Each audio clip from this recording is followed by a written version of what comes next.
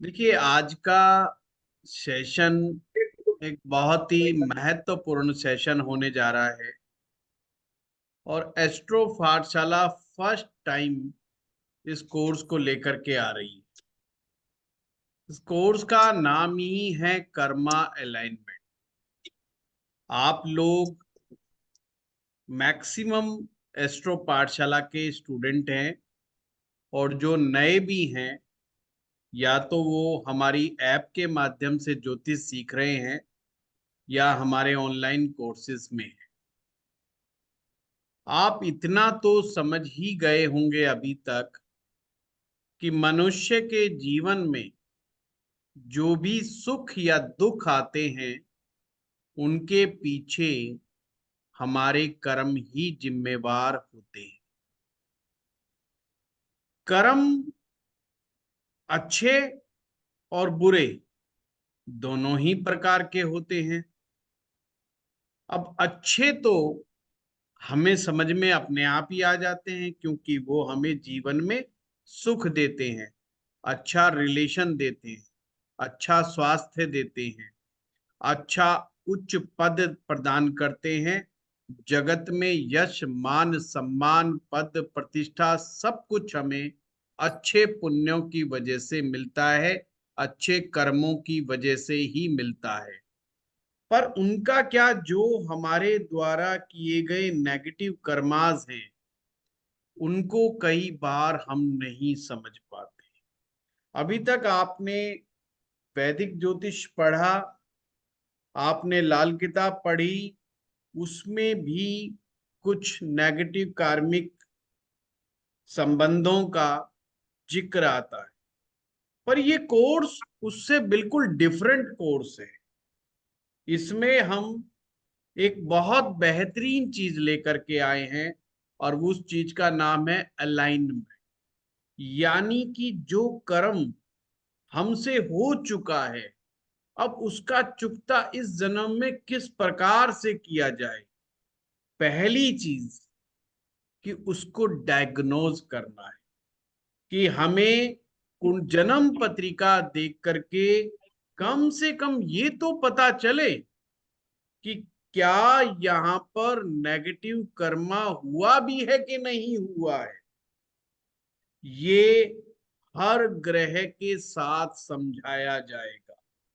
हर ग्रह जो आपकी जन्म पत्रिका में सही स्थिति में नहीं बना हुआ, चाहे वो मेरा अच्छे ब्लूटूथ भाव में नहीं बैठा हुआ है, या टाइट टेबल। वो किसी पाप ग्रह के साथ बना हुआ है, किसी भी कारण से कमजोर स्थिति को प्राप्त हुआ है, वो क्यों हुआ है, उसके रूट कोज में जाया जाएगा।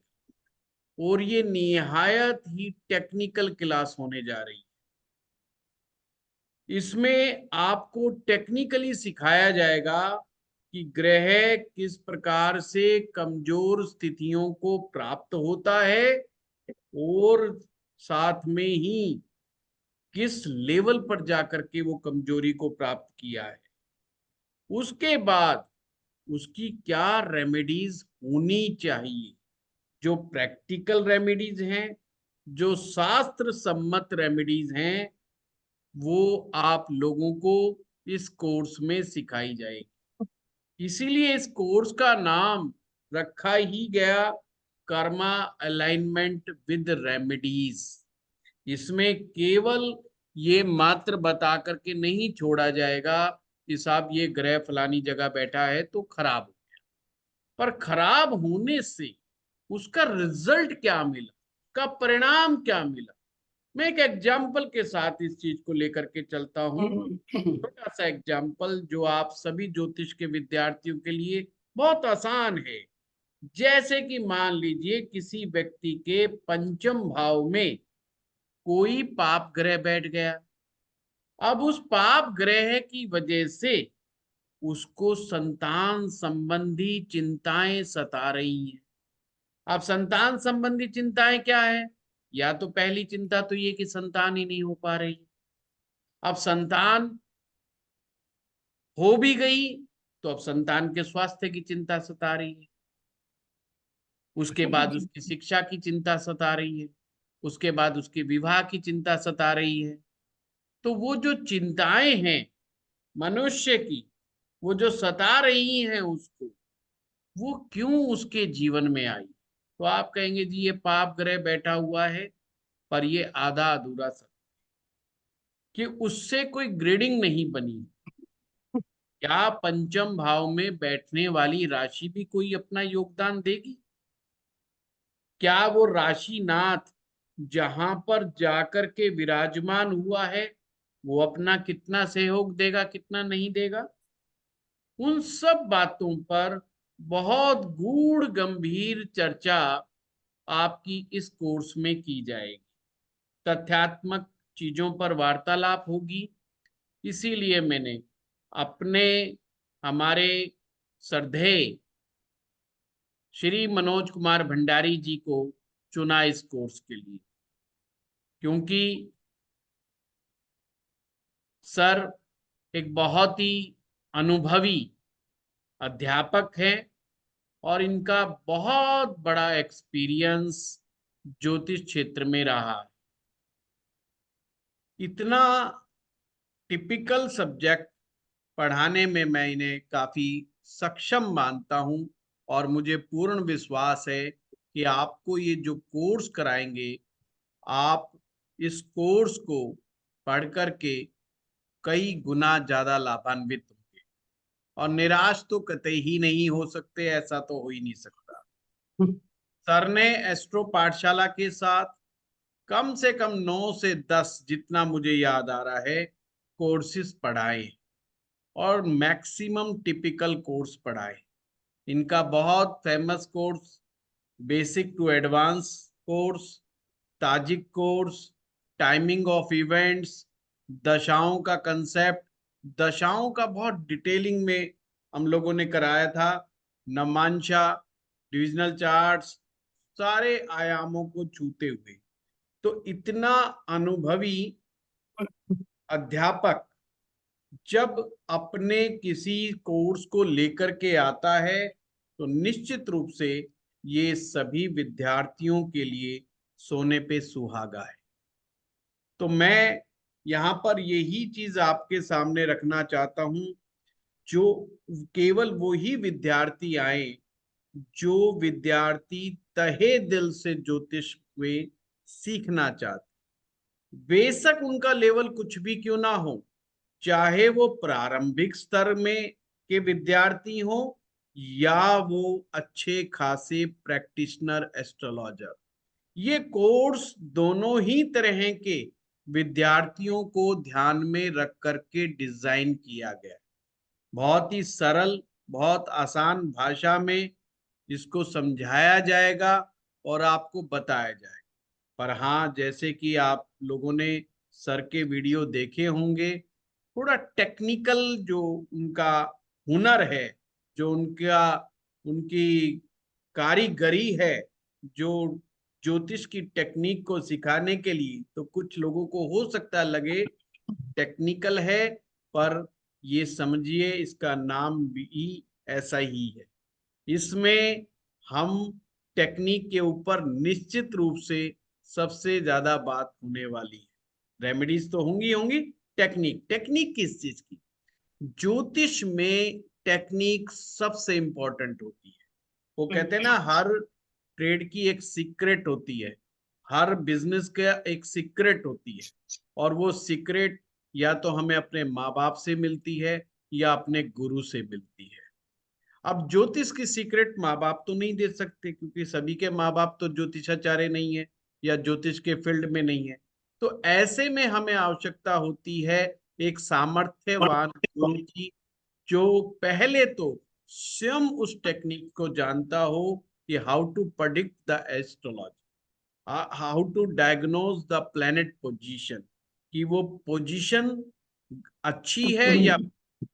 ज्योतिष में बहुत ट्विस्ट आता, कई बार जो ग्रह देखने में लगता है यार ये तो बहुत गलत जगह बैठा है, पर पता चला कि उसके रिजल्ट तो उसको जीवन में बड़े अच्छे प्राप्त हो रहे हैं। और जिसका पता लग रहा है यार ये ग्रह तो बहुत ही अच्छा बैठा हुआ है, उसके रिजल्ट अच्छे प्राप्त नहीं हो रहे। तो यहाँ पर ये भी आपको बताया जाएगा ऐसा भी क्यों हो रहा है। कहीं ऐसा तो नहीं कि कुछ आप ऐसे कर्म कर रहे हैं जिसके द्वारा आप अपने अच्छे ग्रहों के अच्छे परिणामों को भी प्राप्त नहीं कर पा रहे। यानी कुंडली में कोई छिपा हुआ ऐसा भेद तो नहीं, कोई ऐसा योग तो नहीं जो आपके आपके अच्छे ग्रहों के रिजल्ट को भी रोक रहा। ये बहुत बड़ा ट्विस्ट है कि छुपी हुई कोई ताकत कुंडली में बैठी हुई है, वो रोक रही है।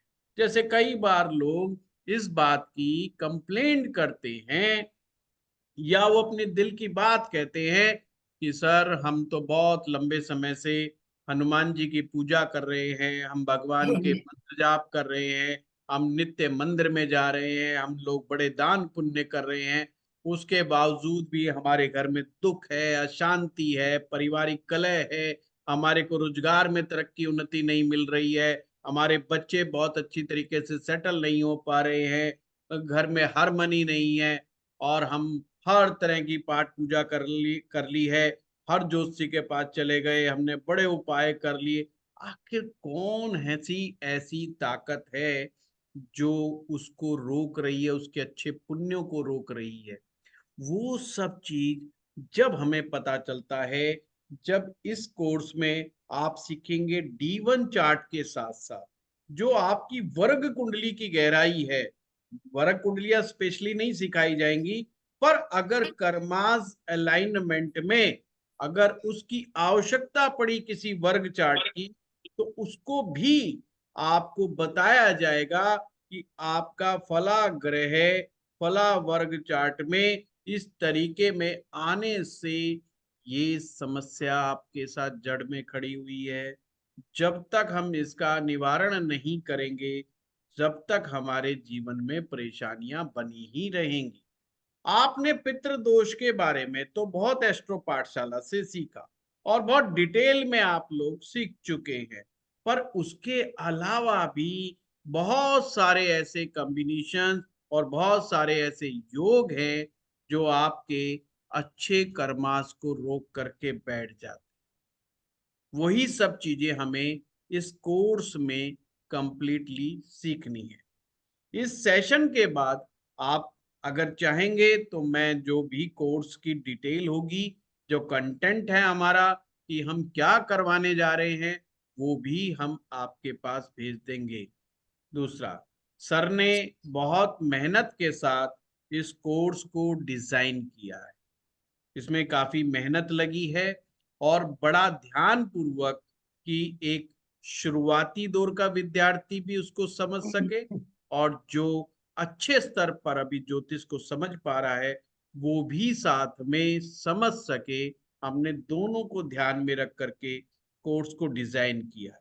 साथ में इस कोर्स के कुछ चीजें ऐसी इंक्लूड की गई हैं जो एस्ट्रो पाठशाला में फर्स्ट टाइम ही पढ़ाई जाएंगी सर के द्वारा। सर के द्वारा भी, और उन बिंदुओं को शायद मैंने भी नहीं छुआ है, मैंने भी उन चीजों पर बहुत ज्यादा प्रकाश नहीं डाल पाने का समय नहीं लगा। तो सर के माध्यम से आप लोग उस प्रयास में अग्रणी रूप से पार्टिसिपेट कर सकते हो। तो मैं सर का सबसे पहले स्वागत कर दूं। सर नमस्कार आपका, और थैंक यू। आपको एस्ट्रो पाठशाला की तरफ से बहुत बहुत साधुवाद, जो आपने बड़ा हृदय दिखाते हुए जो है इस कोर्स को आपने आरंभ करने का निर्णय लिया, और बहुत ही आवश्यक मैं कहूँगा इस कोर्स को आप लेकर के आ रहे हैं, कर्मा अलाइनमेंट विद रेमेडीज। अभी तक हम सर रेमेडीज कर रहे थे केवल मात्र कि जैसे हमें सिखाया जा रहा था, बताया जा रहा था कि ये ग्रह फलाना भाव में बैठा है, कि अगर मंगल अष्टम भाव में बैठा हुआ है तो उठा के ये वाली रेमेडी 2 3 4 रेमेडीज उठा के कर दो। पर अभी तक हमने इस बात पर बड़ा ध्यान नहीं दिया कि हमारा ही मंगल अष्टम में क्यों बैठे भाई, या हमारा ही मंगल नीच राशि में क्यों बैठे। अगर मंगल नीच राशि में बैठा है या मंगल 8वें भाव में बैठा है, तो पास्ट लाइन में ऐसा क्या कर्म हुआ होगा हमारे द्वारा जिसके कारण से ये हमें ऐसा सामना करना पड़ा कि मंगल की स्थिति हमारी कमजोर हो गई। और जो मंगल की स्थिति कमजोर हुई है, तो यहाँ पर उन पास्ट लाइफ के कर्मास के कारण किन किन पॉइंट पर मंगल परेशान करेगा। ये सूत्र तो आप मेरा बड़ा आराम से समझते हैं, मैं बार बार हर क्लास में कहता हूं, कोई ग्रह किस कैसी भी खराब से खराब स्थिति में चला जाए, फिर भी कुछ ना कुछ उससे अच्छा परिणाम ही प्राप्त होता ही होता है। खराब से खराब ग्रह वो भी कुछ ना कुछ अच्छा परिणाम तो दे ही रहा होता है, पर वो फेमस हो गया कि बुरे परिणामों में देने में, तो हम बुरे की तरफ तो पूरा पूरा ध्यान चला जाता है। और ये भी हमें समझ में नहीं आता है कई बार कि भाई हमने कह दिया मंगल नीच का हो गया या मंगल अष्टम में चला गया, तो वो वहां पे क्या किन किन बिंदुओं को छुएगा। क्या वो हमारी शारीरिक हेल्थ के लिए अच्छा नहीं होगा? क्या वो हमारे जमीन जायदाद मकान के लिए नहीं होगा? या वो हमारे क्रेज को कम करेगा? या हमारे दिलडोल को कमजोर कर देगा? या हमें रक्त संबंधी विकार पैदा करेगा? जो शुरुआती विद्यार्थी है उसके लिए बहुत बड़ा कंफ्यूजन है। जब वो बुक्स में जाता है तो उसको हर तरह की इंफॉर्मेशन मिलती है, हेल्थ से संबंधित भी, वेल्थ से संबंधित भी, जमीन जायदाद की भी, प्रॉपर्टी की, क्रेज की भी। अब उसके लिए ये समझना मुश्किल हो जाता है कि मंगल की ये सारी चीजें हैं, वो तो याद कर लेता है, पर वो उसको यही चीज समझ में आती है, अगर अच्छा है तो ये सारी चीजें अच्छी मिलेंगी और बुरा है तो ये सारी चीजें खराब मिलेंगी। ये भी आधा अधूरा सत्य है, ऐसा नहीं होता। आपको बहुत सारे नीच राशि के मंगल के लोग मिल जाएंगे जिनके पास करोड़ों रुपयों की प्रॉपर्टीज है, करोड़ों रुपयों की प्रॉपर्टीज है, मल्टीपल प्रॉपर्टीज है। तो आखिर उस नीच मंगल ने कहां पर असर किया? क्या ये ज्योतिष का सूत्र गलत हो गया? नहीं मित्रों, ज्योतिष का कोई भी सूत्र गलत नहीं है। ज्योतिष के मैक्सिमम सूत्र बहुत अच्छे हैं और वो बहुत प्रभावशाली हैं। वो नीच का मंगल किस भाव में बैठा हुआ है और वो किस कर्मा को रिप्रेजेंट कर रहा है, पास्ट लाइफ के किस कर्मा को रिप्रेजेंट कर रहा है, उसके माध्यम से हमें पता चलेगा कि ये ग्रह क्या असर यहाँ पर करेगा। कि भाई प्रॉपर्टी तो दे देगा पर शरीर के अंदर कमजोरी पैदा करेगा, या प्रॉपर्टी नहीं देगा पर शरीर को अच्छा बना करके रखेगा, कॉन्फिडेंट बना करके रखेगा। तो कौन कौन से सूत्रों से उसको समझा जा सकता है? या उसके लिए हमें कोई नवमांशा कुंडली देखनी पड़ेगी या अन्य कोई वर्ग कुंडली में जाना पड़ेगा।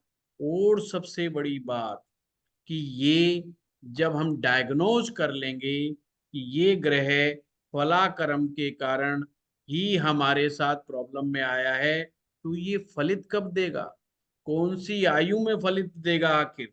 अगर मंगल नीच का हुआ है तो कौन से आयु में सबसे ज्यादा नेगेटिव या सबसे ज्यादा पॉजिटिव असर देगा? ये सब सूत्रों को आप सिस्टमेटिक वे से समझेंगे। इसमें जो दशा का इम्प्लीमेंटेशन होगा कि दशा से ही हमें टाइमिंग का पता चलता है। वो सर ने बहुत अच्छा टाइमिंग का एक बहुत अच्छा फार्मूला यहाँ पर बनाया हुआ है हमारे कंटेंट में। वो सब चीजें हम आप लोगों के सामने डिस्कस करेंगे और बताएंगे। तो सर मैं ज्यादा समय एस्ट्रो पाठशाला के स्टूडेंट का नहीं लूंगा, और ये आप प्लीज आप आगे बढ़ कर के आज के विषय में बताइए और टेक्निक के बारे में समझाइए। आपका बहुत बहुत धन्यवाद। Thank you Pandit ji. And Astro Pathshala के सभी विद्यार्थियों को मेरा सादर नमन। आज का जो ये कोर्स है, ये कोर्स अपने आप में एक अनोखा कोर्स है, कर्मा अलाइनमेंट एंड रेमेडीज। अभी तक जितना भी हम ज्योतिष पढ़ते रहे हैं, हम ग्रहों पर बेस्ड ज्योतिष पढ़ते रहे हैं, लेकिन हमारे हमारे मन स्थिति में हमेशा ये जरूर आता था कि क्या कारण है कि कुछ ऐसी घटनाएं हैं हमारे जीवन में, जो घटनाएं इतनी दृढ़ हैं कि उनको बदला नहीं जा सकता। क्या कारण है? एक व्यक्ति की हाइट, एक व्यक्ति का फेयर अनफेयर होना, एक व्यक्ति का, बहुत सी चीजों को हम बदलते हैं ट्रेनिंग के बाद, लाइफ कोच की ट्रेनिंग के बाद। और जब हम कॉर्पोरेट में काम करते हैं तो उसमें जो ट्रेनिंग्स दी जाती है, how to handle the difficult people, तो वो हम उसको चेंज कर पाते हैं। अदरवाइज जो है ह्यूमन रिसोर्सेज ट्रेनिंग के जो मॉड्यूल्स हैं, जिनमें मिलियंस स्पेंट होता है एनुअली विश्व की कंपनियों में, वो बंद हो जाते हैं अगर प्रोडक्टिविटी पे उसका असर नहीं होता, या एट्रिशन को रोकने पे उसका असर नहीं होता, या डिफिकल्ट एम्प्लॉयज को हैंडल करने पे उसका असर नहीं होता। लेकिन होता है चेंजेस को इम्बाइब करने पे, ऑर्गेनाइजेशनल चेंजेस, जॉब डिस्क्रिप्शन के चेंजेस को आत्मसात करने के लिए एम्प्लॉयज को तैयार करने में ये ट्रेनिंग मॉड्यूल्स काम करते हैं। देखिए, सबसे पहले आपको ये समझना होगा कि अभी तक जितने भी हमने ज्योतिष के कोर्सेज किए हैं, हमने वो कोर्सेज जो है ग्रह, राशि, नक्षत्र और उन्हीं उन्हीं के बीच में से हम कॉजेस को ढूंढते रहे। लेकिन जैसे मैं आपको बता रहा हूं कि बहुत सी चीजें ऐसी हैं जो आप सोचते हैं कि वो चीजें ऐसी क्यों हैं, मेरे साथ ऐसा क्यों हुआ। कोई व्यक्ति ये कह सकता है कि मुझे बड़े डिसिप्लिनेरियन फादर मिले, अथवा मुझे बहुत एंगर्ड मदर मिली, या मुझे स्ट्रगलिंग फादर मिले। और मुझे खुद जो है, जिस समय मैं पढ़ाई में अच्छा था, जब मेरे अपने साथी सहपाठी विदेश में यूनिवर्सिटीज में जा रहे थे, मैं भी चाहता था, लेकिन उस समय मुझे घर का सपोर्ट, इकोनॉमिक सपोर्ट नहीं मिल पाया। और इसके लिए मैं अपने पेरेंट्स को ब्लेम नहीं करता, उनकी माली हालत को ब्लेम करता हूं। तो ऐसा क्यों? ये प्रश्न, ऐसा क्यों वाला जो प्रश्न है, ये हमारे ऋणानुबंधन का प्रश्न है। सबसे पहले तो आप ये ऑन द फर्स्ट गो हमें ये समझना होगा कि क्यों ये अलाइनमेंट ऑफ कर्मास का जो विषय है, इसको इंट्रोड्यूस करना और इसको पढ़ाने के लिए मुझे रिक्वेस्ट किया जाना। उसका कारण है क्योंकि ये काफी थियोलॉजिकल और फिलोसफिकल सब्जेक्ट है, टेक्निकल से निकलता है लेकिन थियोलॉजी पे आधारित है। दूसरा, इसके इसके अंदर हमारी बहुत सी भ्रांतियां हमें समाप्त करनी है। जैसे एक बहुत बड़ा तबका है जो ज्योतिष के अंदर कहता है, भाग्यम फलतिम सर्वता सर्वदा, न च विद्याम न च पौरुषम। भाग्य ही सर्वदा फलित का उत्पादन करता है, न व्यक्ति की विद्या, न उसका पौरुष। और वही लोग ये कहते हैं, गहना कर्मणो गति। जो हमारे पूर्व जन्म के जो कर्म हैं, उनकी जो गति है वो इतनी गहन है। ये फेटलिज्म की बात करते हैं, ये हर चीज को प्री डेस्टिनेशन की बात करते हैं, प्री डेस्टाइन मानते हैं। ये कहते हैं कि हमारे जीवन में, चाहे हमारा रूप रंग है या हमारा जीवन के अंदर कुछ भी उपलब्धियां हैं, या जीवन में हमें आने वाली एडवर्सिटीज हैं, ये सब पूर्व जन्म से निर्धारित है। एक तो ये तबका है। देखिए, ये हर जगह होगा। इकोनॉमिक्स में भी अगर आप देखें, जो कि बहुत साइंटिफिकली रिटन सब्जेक्ट है, अगर डीमोनेटाइजेशन की बात आ जाए तो एक बहुत बड़ा तबका आपको मिल जाएगा जो डीमोनेटाइजेशन के फेवर में बोलेगा, और आपको बहुत बड़ा तबका मिल जाएगा जो डीमोनेटाइजेशन जो 16 नवंबर 2018 में हुआ था उसके अगेंस्ट बोलने वाला भी आपको मिल जाएगा, उसके इल इफेक्ट्स के बारे में। और वही हमारे सब्जेक्ट ज्योतिष में भी है। जैसे इन्होंने, जैसे जिस प्रकार से गहना कर्मणो गति को उन्होंने बहुत स्ट्रांगली बोला, इवन महाभारत में भी इन बातों को बताया गया, गीता में भी बताया गया। कर्म फल के ऊपर किसी का कोई कंट्रोल नहीं है। फल जो आएंगे उन पे हमें, चूंकि हमारा उनसे विरोधाभास है या वो हमारे फेवर में है, उन कर्मण्येवाधिकारस्ति मां फलेषु कदाचन, कृष्ण भगवान ने कहा कर्म कर्म करना ही हमारी जिम्मेदारी है, फल के ऊपर हमारा कोई कंट्रोल नहीं है। लेकिन ग्रंथों ने यह भी कहा, ग्रंथों ने कहा कि अगर व्यक्ति के अंदर सिंह के बराबर बल है तो उद्योगिनम पुरुष सिंहम मुपेतु लक्ष्मी। उद्योगिनम, अगर व्यक्ति इतना कर्म सिंहम मुपेतु लक्ष्मी, उस व्यक्ति के आगे लक्ष्मी भी नमन करेगी। ये दूसरा तबका है जिन्होंने आपको गहना कर्मणो गति को वहीं रोक दिया। उन्होंने कहा कि डोंट बी फेटलिस्ट, फेटलिस्ट बनने की आवश्यकता नहीं है। तुम इस मृत्यु लोक के अंदर तुम्हारा जन्म अपने जीवन को संवारने सजाने के लिए हुआ है, और अगर तुम भाग्य के आगे हाथ खड़ा कर दो, और ये लोग जो कहते हैं कि भाग्यम फलति सर्वतः न च विद्याम न च पुरुषम, और कहते हैं किसी की कुंडली में पंचम भाव गड़बड़ हो, कारक विद्या का कारक बुद्ध गड़बड़ हो, तो वो विद्या करके दिखाए। फिर वो कहते हैं पुरुषार्थ का भाव तृतीय, और मंगल जो पुरुषार्थ का कारक ग्रह है, अगर वो पीड़ित है तो वो पुरुषार्थ दिखाए तो हम माने, तो वो मेहनत करके दिखाए तो हम माने।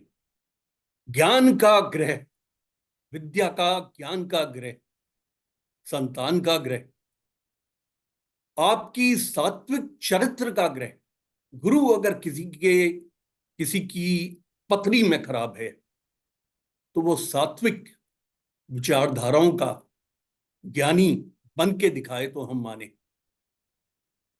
वो चैलेंज थ्रो करते हैं, वो हमें जो है उस जगह धकेल रहे हैं।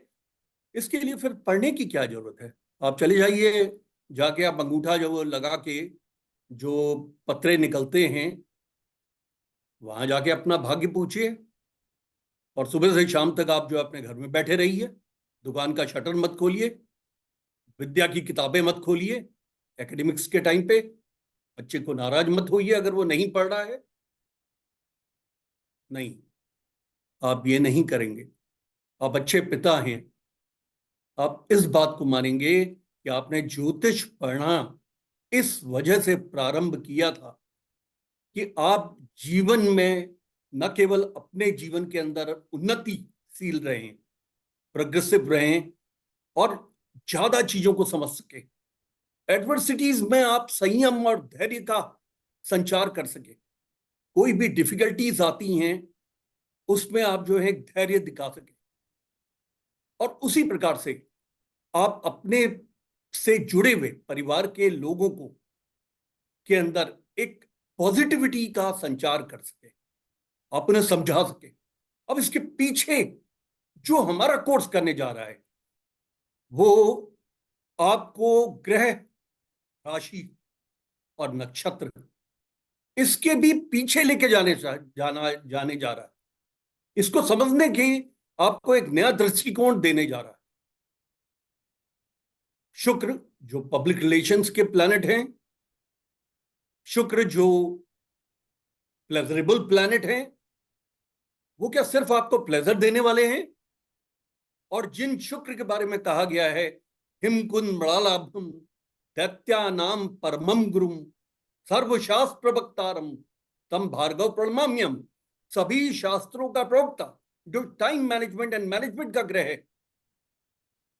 और शुक्र वो भी तो है, अगर वो क्षणिक प्लेजर का ग्रह है कि आपने एक नई गाड़ी ले ली, या आप जो है मूवी देखा है, या कहीं एग्जॉटिक लोकेशंस में होके आ गए,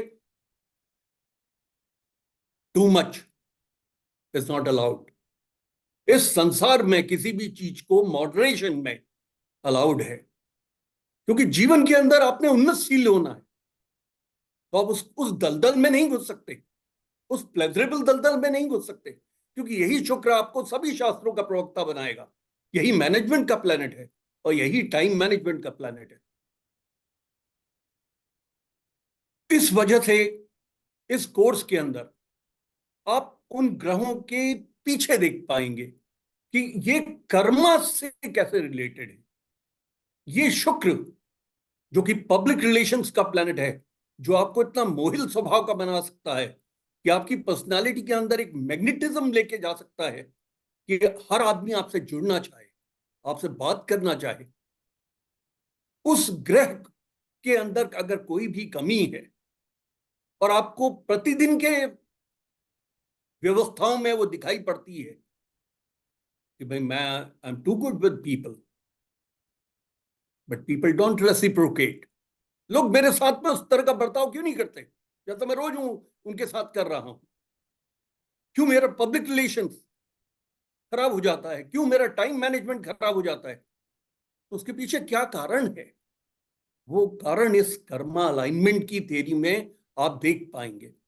इसमें न केवल आपको T1 चार्ट से समझाया जाएगा, D9 चार्ट से समझाया जाएगा, नवमांशा से आपको आपके पूर्व जन्म की स्थितियों को विमशांसा चार्ट से D20 से समझाया जाएगा, और पूर्व जन्म में आपने किस तरह के निकृष्ट कर्म किए, जिस ऋणानुबंधन से आप इस जीवन के अंदर आ गए, वो आपको समझाया जाएगा D60 षष्ठी अंशा से, और द्वेषकांड से, जो कि द्वेषकांड आपके न केवल हर भाव और हर ग्रहों के बलाबल को बताता है।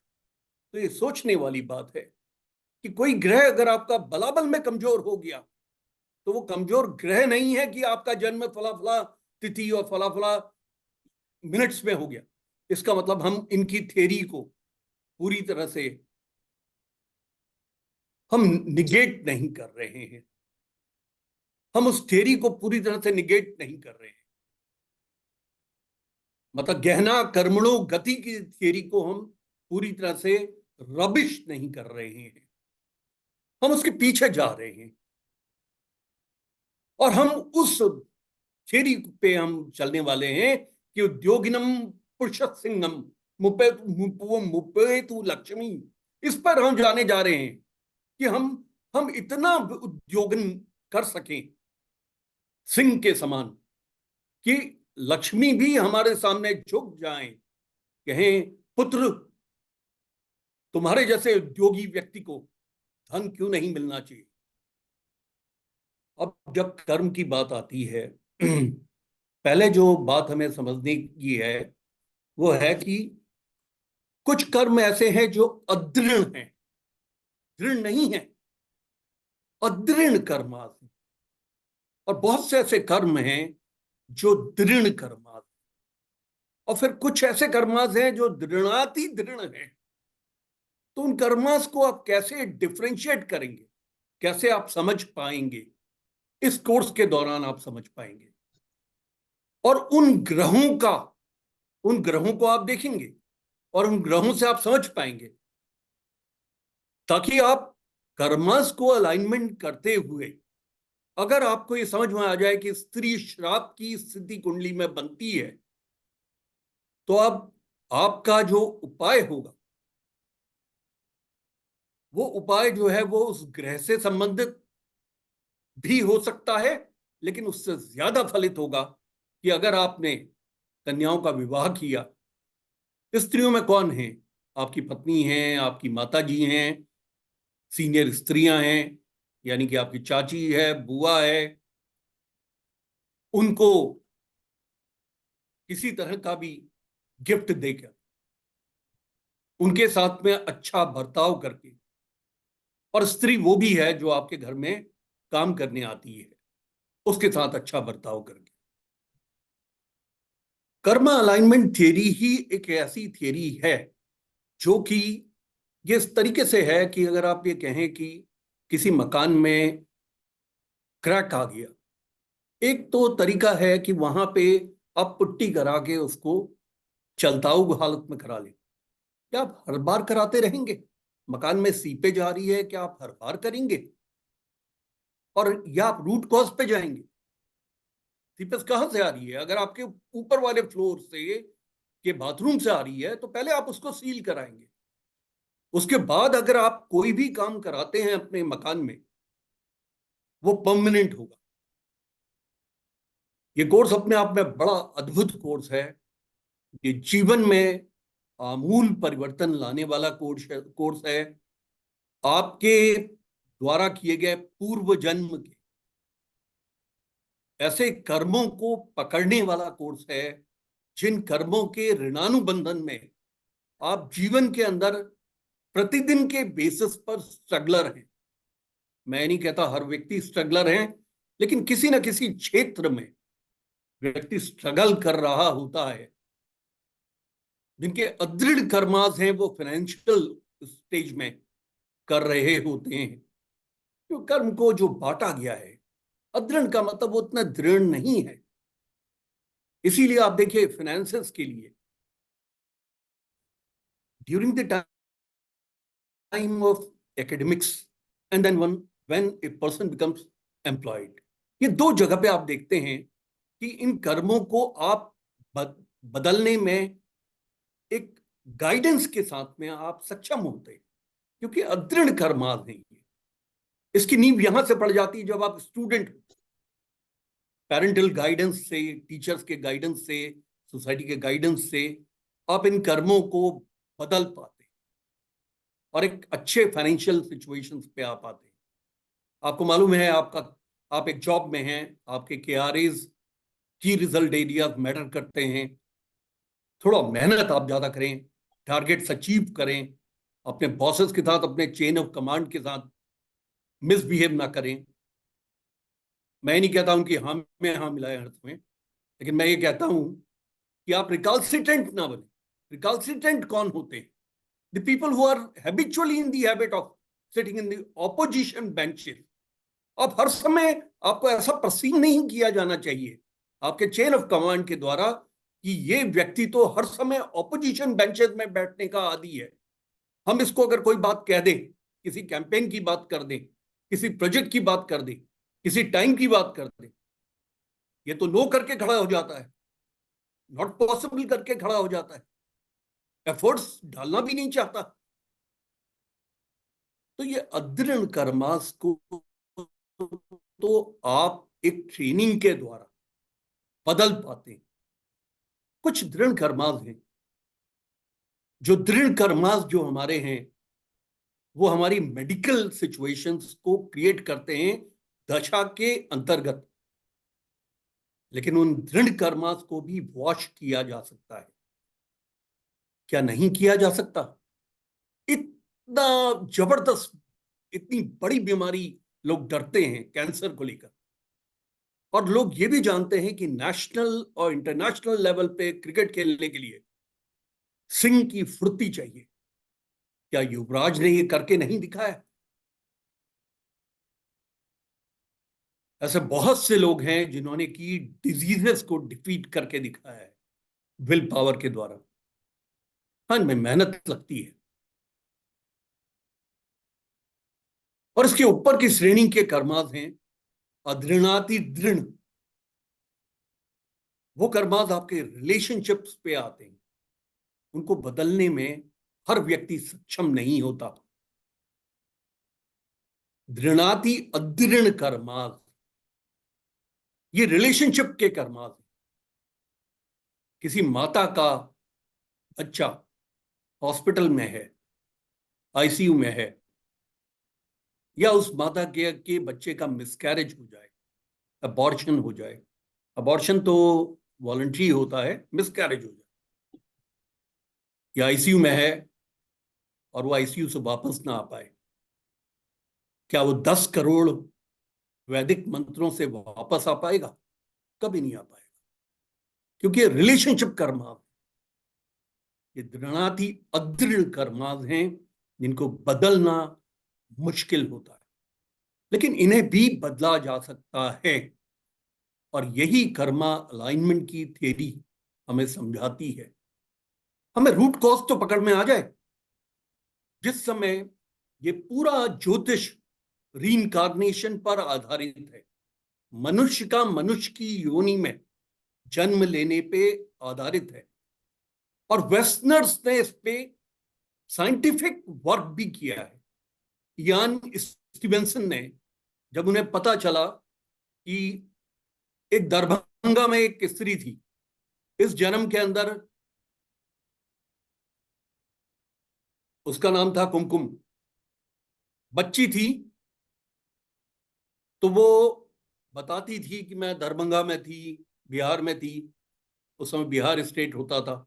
यान स्टीवेंसन ने उस पर स्टडी की, उसकी वेरेसिटी को पता करने की स्टडी की, क्योंकि वो बिलीव नहीं करता था कि कोई भी व्यक्ति मृत्यु के बाद दोबारा जन्म ले सकता है।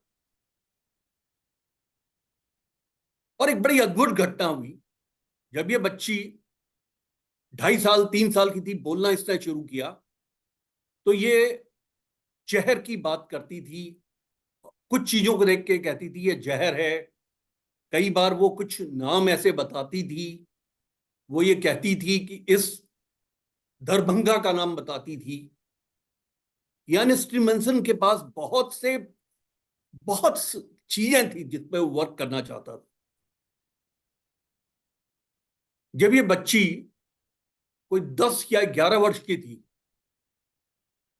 स्कूल के अंदर एक किंग कोबरा आ गया, सारे बच्चे भाग पड़े, स्कूल का स्टाफ भाग पड़ा, और इस बच्ची ने, इसका नाम कुमकुम था, इस बच्ची ने जाके उसके हुड के ऊपर, किंग कोबरा के हुड के ऊपर हाथ फेरा और से प्यार करने लगी। वो कडल कर गया उसके हाथ में, और धीरे से उसे उठा के उसने झाड़ियों के दूसरी तरफ जाके छोड़ दिया और वो जंगल की तरफ चला गया।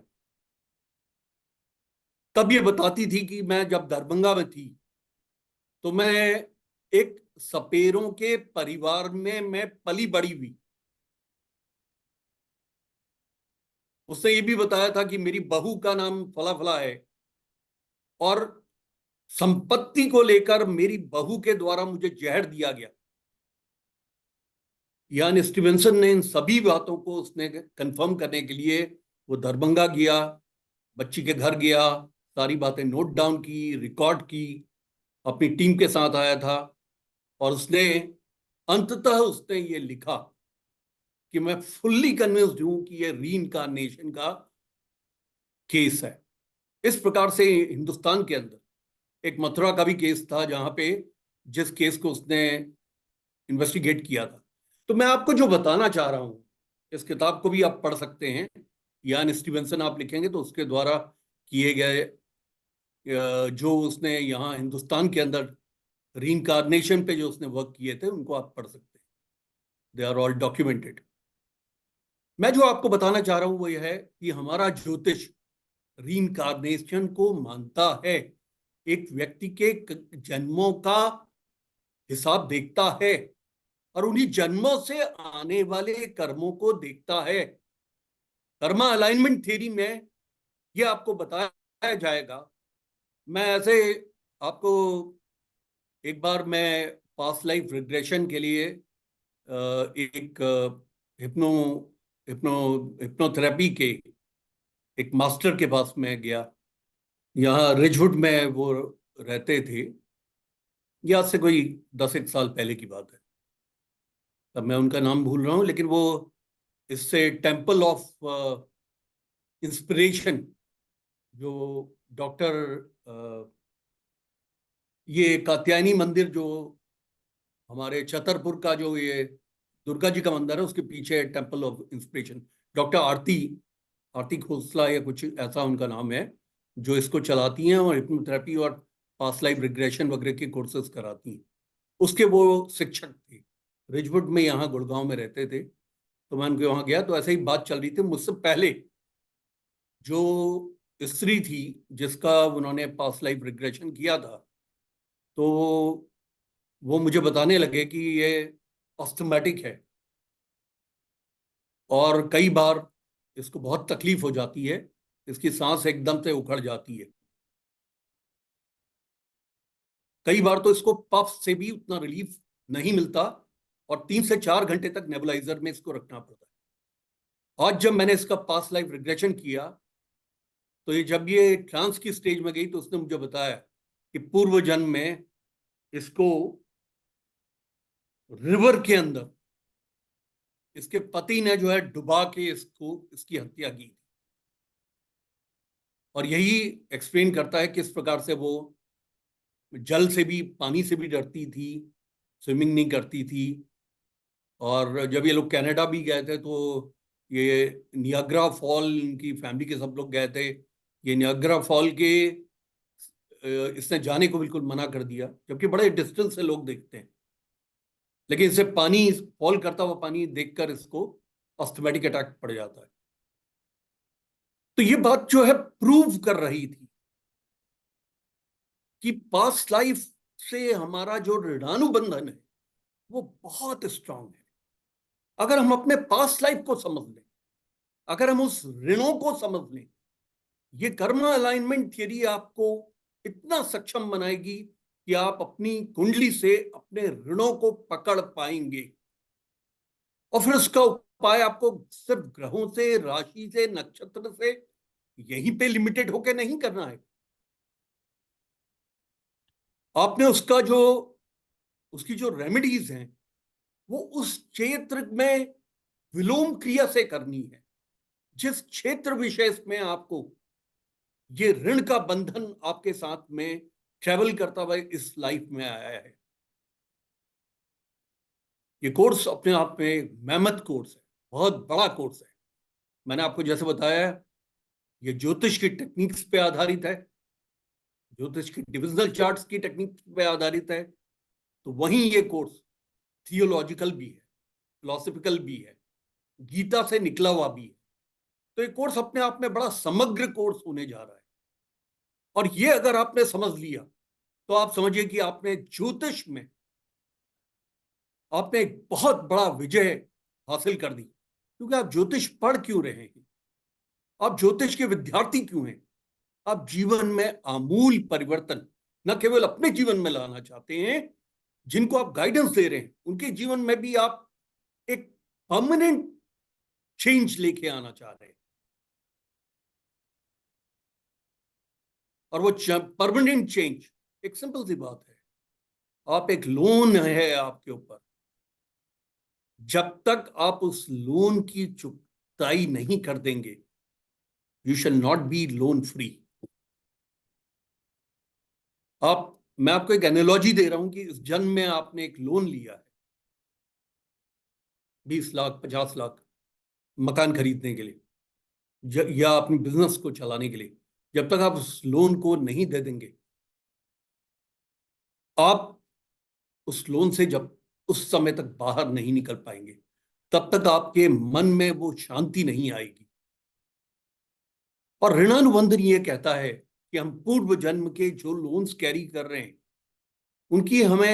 उनका रिडेम्पशन कर, उनसे हमें बाहर आना है। तो ये अपने आप में आपको के लिए बहुत अच्छा विषय होने वाला है। हाँ, मैंने ये जरूर कहा आपसे, ऋणाति अदृढ़ जो कर्मास हैं, जो रिलेशनशिप के the first level of karmas, वो फाइनेंशियल कर्मास, एकेडमिक्स के कर्मास हैं, उनको आप बड़ी आसानी से बदल सकते हैं। और जो दृढ़ कर्मास हैं, जो मेडिकल कर्मास हैं, उनसे भी आप बाहर निकल सकते हैं एक डिसिप्लिन के साथ, विल पावर के साथ, इच्छा शक्ति के साथ, डूज एंड डॉन्स को फॉलो करके। हाँ, दृढ़ाति अतृणा कर्मास में मुश्किल आती है। यही एक कारण है, कई बार बड़े मधुर संबंध पति पत्नी के होते हैं, लेकिन जब टूट होती है तो वो कहते हैं, अगर उनको पता चलता है कि दूसरा मेडिकल पेशेंट हो गया है, तो वो कहते हैं मैं तो उस दिशा में कभी ना जाऊं। धन की प्रचुरता होते हुए भी उनके मित्र समझाते हैं कि तुम 12 साल तक वैवाहिक जीवन में थे उस स्त्री के साथ जो आज इस मुश्किल में है, जाओ उसे हेल्प करो। इतनी कड़वाहट में होते हैं कहते हैं मैं उस दिशा में तो मैं जाऊंगा भी नहीं। ये रिलेशनशिप कर्मा है। लेकिन इस Karma alignment theory and remedies में आपको ये सिखाया जाएगा कि उस कर्मा से भी आप किस तरीके से हाथ मिला सकेंगे। कई बार मेरे पास लोग आते हैं कि बहन से वो राखी नहीं बंधवाते, या बहन ने डिसाइड किया है कि भाई को राखी नहीं बांधूंगी। अरे तुम साथ में पढ़े, साथ में तुम पैदा हुए, साथ में तुम पले बड़े हुए, साथ में खेले कूदे, उन्हीं माता पिता के द्वारा बराबर प्यार मिला। और जो बच्चों को एक सिबलिंग का लेके, जो सिंगल चिल्ड्रन होते हैं, सिंगल चाइल्ड होते हैं फैमिली में, वो सिबलिंग सिंड्रोम में आ जाते हैं। इसलिए कहते हैं कि दो बच्चे होने चाहिए। वो सिंड्रोम क्या है कि वो अकेले पड़ जाते हैं। और आज तुम बड़े हो गए हो तो उस कर्म के ऋणानुबंधन में तुम इस स्थिति में आ गए हो कि मैं अपनी बहन से हाथ से राखी नहीं बंधवाऊंगा, या बहन बड़ी होने के बाद इस स्थिति में आ गई कि मैं अपने भाई को राखी नहीं बांधूंगी। जो कि हिंदुस्तान का आपस के माधुर्य का एक फेस्टिवल है, जो ये रीइंफोर्स करता है कि तुम बहन भाई हो, और एज ए भाई तुम अपनी बहन के रक्षक हो। ये सब चीजें आपको समझ में आएंगी इस कर्मा अलाइनमेंट, और इसकी रेमेडीज जो आपको बताई जाएंगी वो आपको इतना सुदृढ़ बनाएगी कि आप जीवन के अंदर लोगों के जीवन में आमूल परिवर्तन, स्टेबिलिटी का फैक्टर वो आप दिखा पाएंगे, कर पाएंगे। आप सिर्फ ग्रहों के बीच में नहीं घूमते रहेंगे।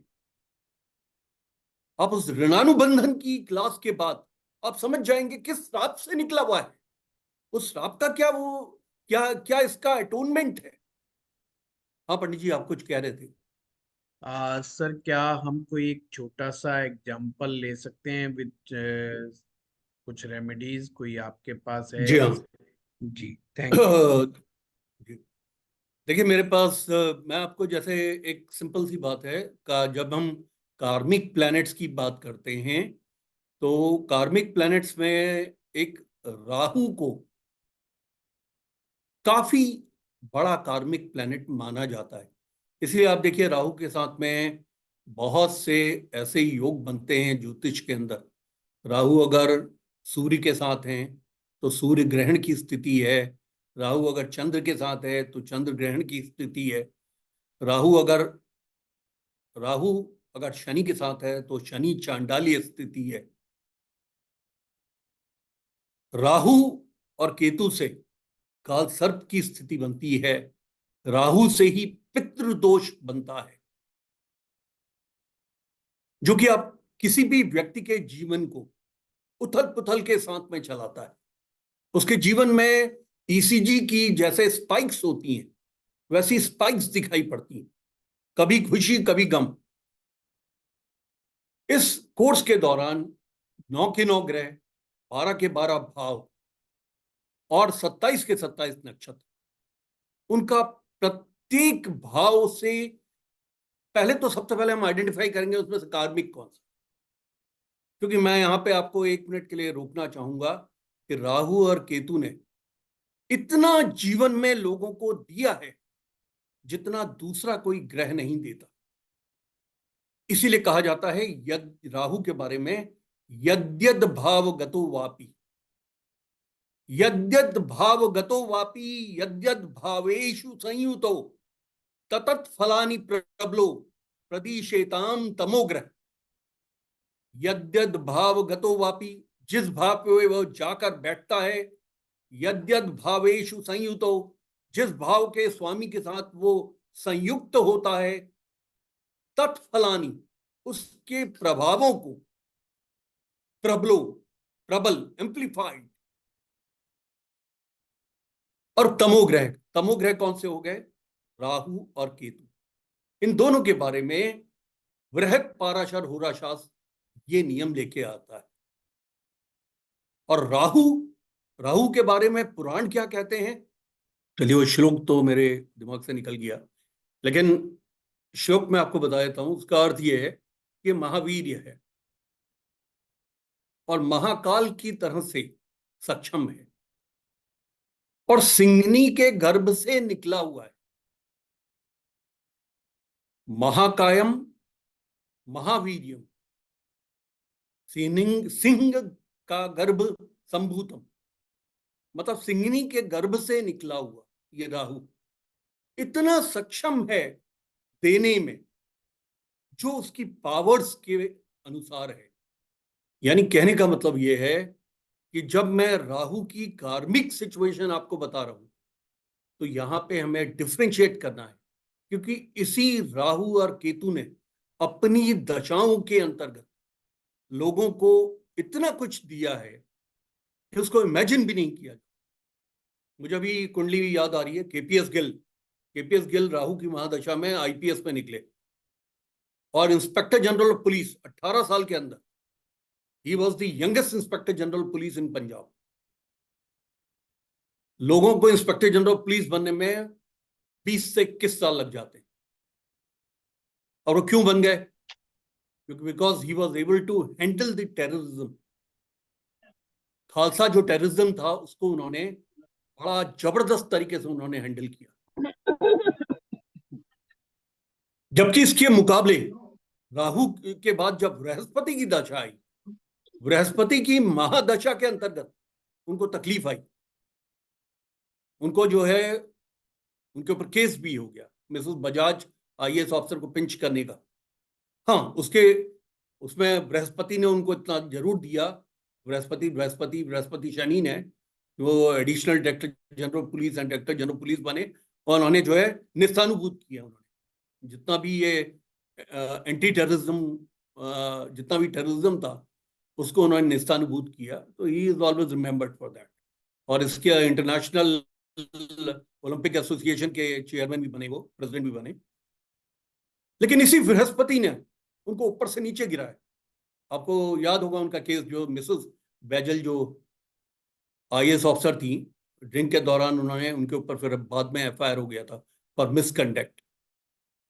लेकिन मैं जो जिस बात को आपको दिखाना चाहता हूं वो राहु की महादशा की 18 साल की बात बताना चाहता हूं। तो ऐसा नहीं है कि राहु खराब ही खराब है। हाँ, राहु एक कार्मिक प्लेनेट बन सकता है और उसके चांसेस काफी बड़े तादाद पे बनते हैं।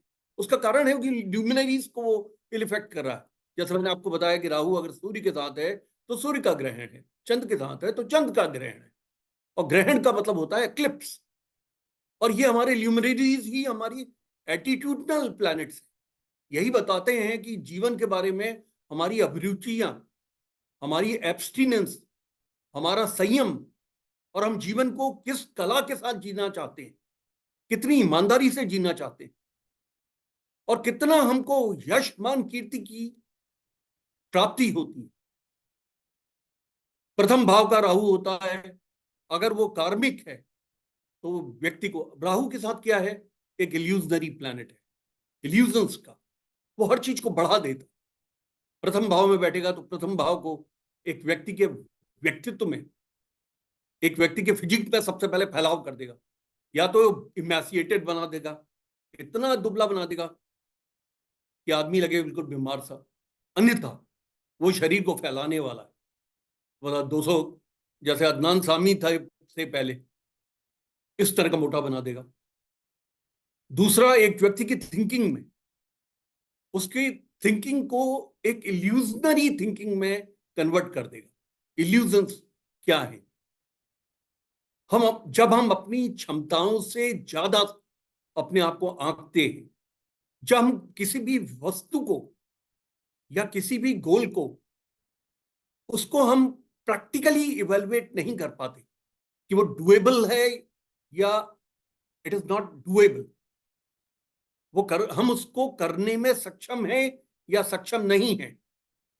इसी प्रकार से राहु अगर कार्मिक है, सबसे पहले मैं आपको यहीं पे क्वेश्चन दूंगा कि इस कोर्स के दौरान आप इस बात को पकड़ने में सक्षम होंगे कि ये कार्मिक है कि नहीं है।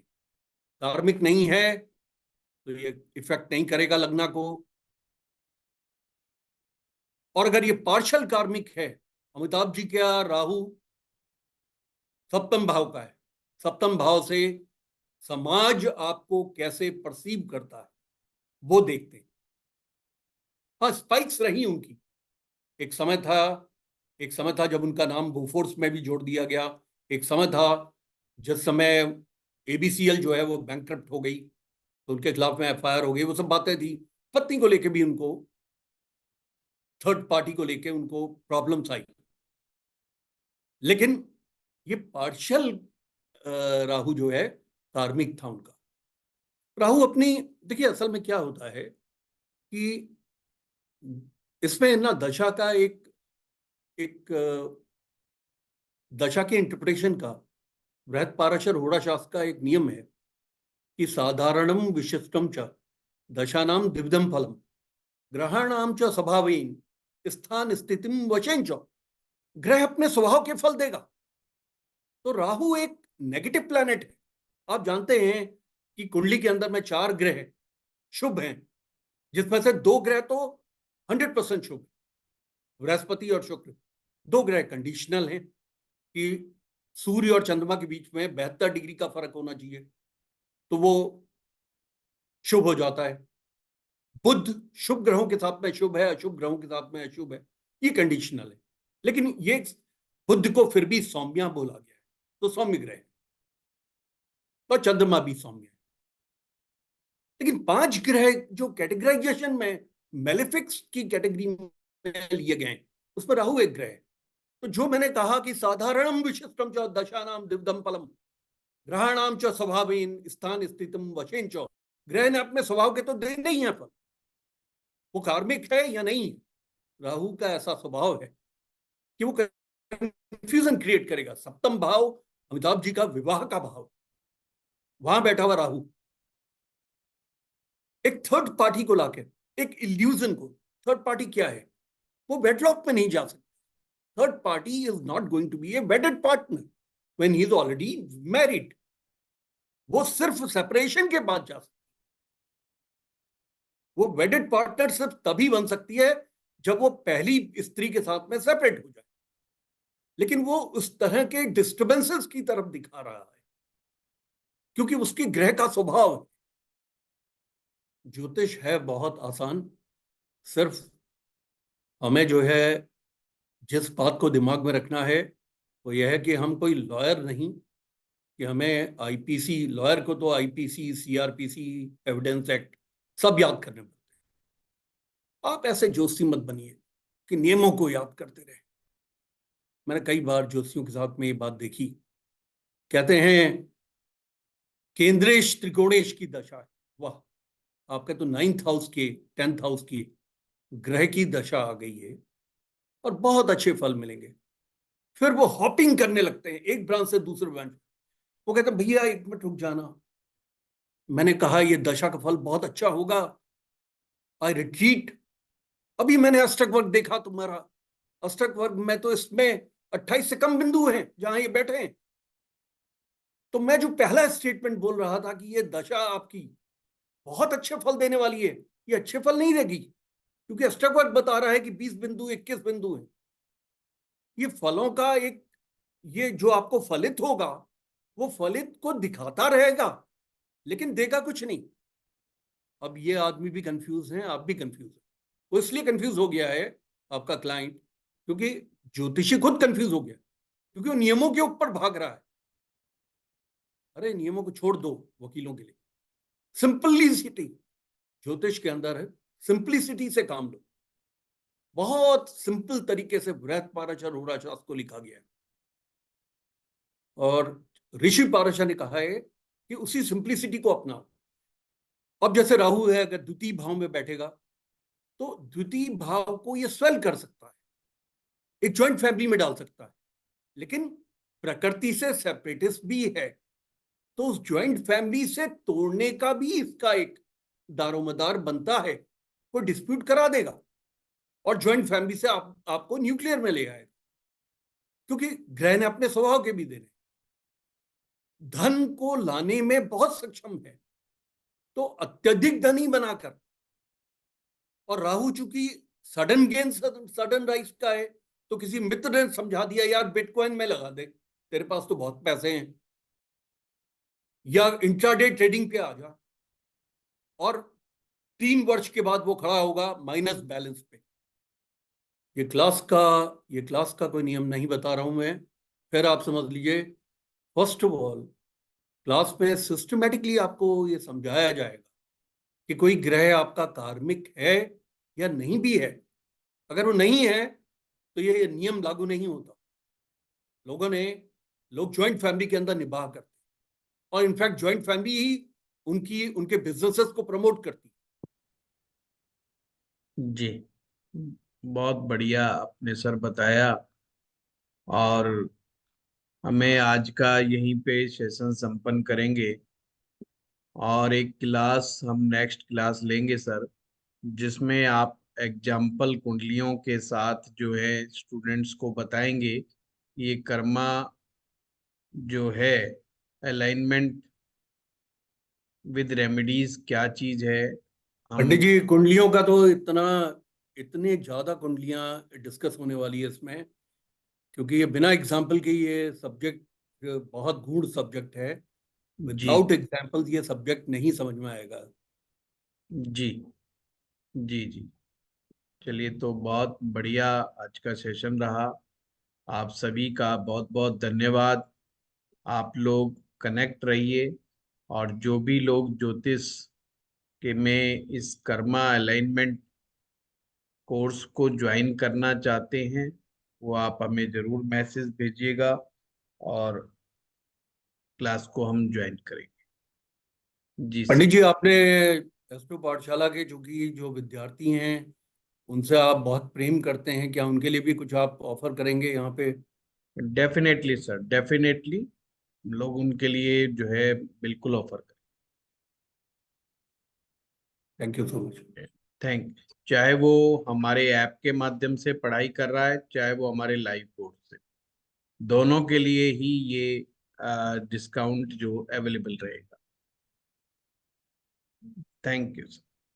मैं चाहूंगा कि आप सभी लोग इसको ज्वाइन करें, क्योंकि ये इस तरह का कोर्स कोई भी शिक्षक नहीं पढ़ा पाएगा, या कोई भी शिक्षक नहीं पढ़ा रहा होगा। इस कोर्स के द्वारा आपके चक्षु खुल जाएंगे, और ज्योतिष चक्षु का ही नाम है। जी और इसमें आपको नोट्स मिलेंगे बकायदा।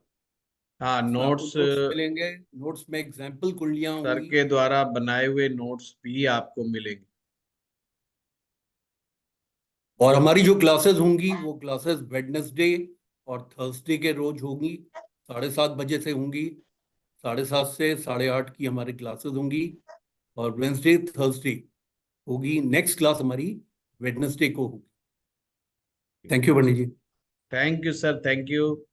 बहुत थैंक बहुत यू सर। धन्यवाद आप सभी लोगों आप सभी लोगों का बहुत बहुत धन्यवाद, आप लोग आए। थैंक यू नमस्कार सर, सर, थैंक यू, आपका बहुत नमस्कार। Thank you. धन्यवाद सर। बहुत बढ़िया।